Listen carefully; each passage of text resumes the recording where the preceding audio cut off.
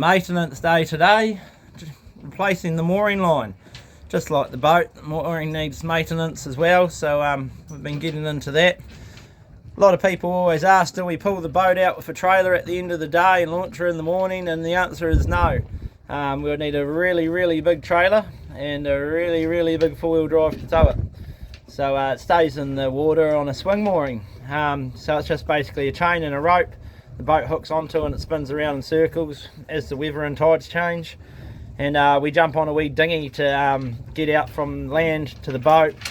And then at the end of the day, jump on the dinghy and head back into shore. But just replaced the line, so I thought I'd give you a show and tell on what we're up to there and how it's all done. So to start off with, obviously we haven't replaced that bit, it's still in the water, but I'll describe it to you.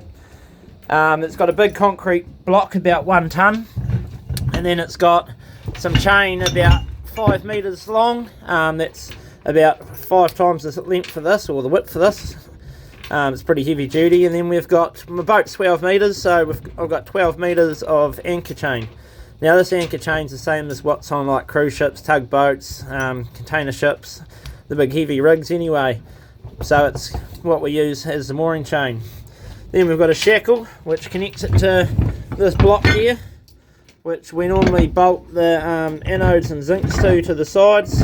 You can see they're kind of, they were there but they've dissolved, which is their job. A lot of people see them on the side of the boats and things like that. Basically anything steel or metal that lives in the water, your outboard motors, everything, all got anodes in it. And they're kind of like a sacrificial lamb in a way.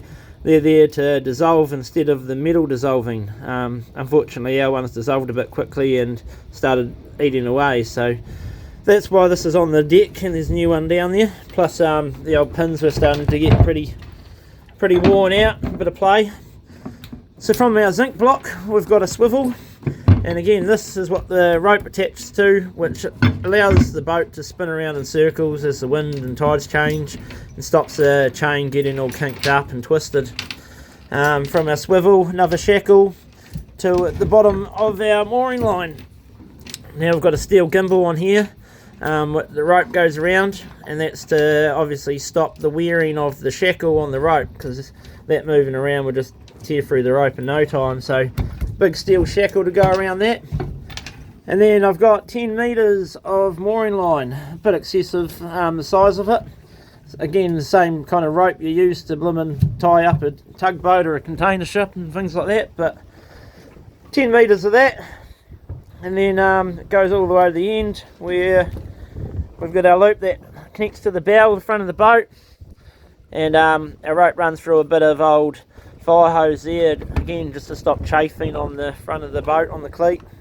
Stops that from getting worn. There's our wee dinghy we come back and forth on. So yeah, in about 6 months time I'll lift that up again, use the pot hauler combination and chain and block, and then we'll check the anodes are all good, replace them, and then she'll be sweet as for another 6 months to a year. But it's amazing what grows on one. You got sea tulips, seaweed, mussels, all sorts. And to be honest, that's only about, I'll be about 6 weeks old. I actually cleaned this rope completely off 6 weeks ago, so it grows pretty fast, and I've chopped a whole lot off that's floated away. But yeah, and a lot of people are probably wondering why we've got such an excess size of chain and rope. Well, most places you're in a lovely wee harbour, tucked away and sheltered from the open sea. That's our harbour here, and then we've got the open sea right there.